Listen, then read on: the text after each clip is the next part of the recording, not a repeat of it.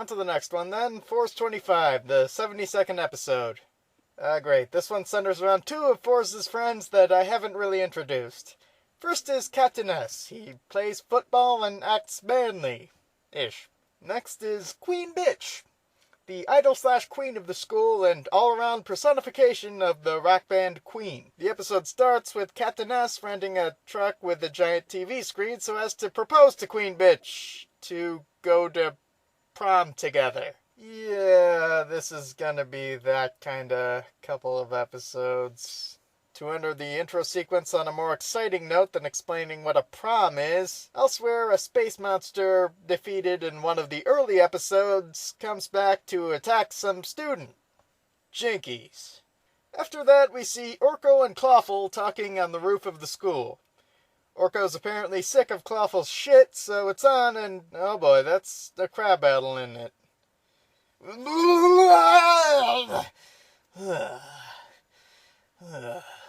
On the field of the school rooftop. The battle ended in the time it took me to say that. Nothing happened. I'm missing an eye now. Back to Fjorsengard, he's contemplating the meaning of this arc centering on the goddamn prom, concluding that it's really about Queen Bitch and Captain S having to graduate and leave the school, and thusly his supporting cast, I guess. Fjorsengard then hears some familiar faces being interviewed by not-so-familiar voice. I'm calling it now that the interviewer is the villain of the episode. Of course, reporters are by nature evil space monsters. I don't know what else I would expect of this person. The familiar faces are three people that Fjorsengard beat the space out of in earlier episodes, Blue Dragonaut and two girls from before the podcast started. I'll call them Thing 1 and Thing 2 for the duration they're around. The three are apparently just now going open about the whole time they were space monsters, but less familiar face doesn't look impressed for it. She's just like, well, I never. This is a scoop of a scandal. Scandal being something I don't think means what she thinks it means. Fjorsengard jumps to his old frenemy's defense, saying something along the lines of, hey, sure, these guys used to be space monsters, and they wrecked up some stuff and almost killed a few people, but they're alright now. Did I mention that's how Fjorsengard talks? Well, he does talk like that all the time. Sometimes. The interviewing lady, less familiar face. That's a shitty name, isn't it? I can come up with something else. Let me think. Well, she said scandal once, so I'll call her Scandalopopotamus.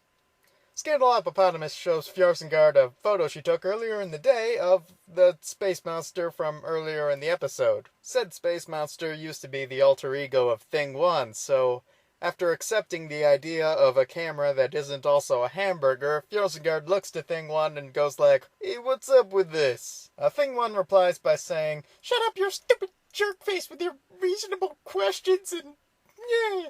Then she storms off out the room. Thing 2 follows because she wants to fit in. Blue Dragonaut is kind enough to explain to Fjorsengard that the three of them were going through with the interview just because they wanted to ask Fjorsengard to the prom? Huh. Meanwhile, later, Fjorsengard is brooding on the moon for being stuck taking Blue Dragonaut to the prom. While that's going on, Queen Bitch declares Excitable Girl her successor for president of Fjorsengard's friends, which makes everyone's heads explode. This kind of show, this kind of episode, I mean that literally. Once his head's back on, right, Donald Troy thinks to himself, bitches be tripping, I'm prettier than both of them. I should be president. And Captain S keeps trying to wear down Queen Bitch into accepting his like for her. Sensing the team needs something to do besides mope, a chameleon-ish space monster, what used to be Thing 2's alter ego, pops up and starts attacking people at the school. Fjorsengard and Donald Troy beat its ass quick, fast, and in a hurry, but there's no Thing 2 in sight. They look around for remains, but all they find is glowing, freaky rainbow hair on the ground, which spontaneously combusts. Nothing suspicious. So it's back to Captain S getting rejected. Joy. Sick of watching herself reject Captain S, Queen Bitch goes with Lucy to find Thing 1 and Thing 2 to convince them to forgive Fjorsengard for whatever the hell he did wrong and go have a freaky three-way with him. It's not working out, so of course it's back to Captain S getting rejected.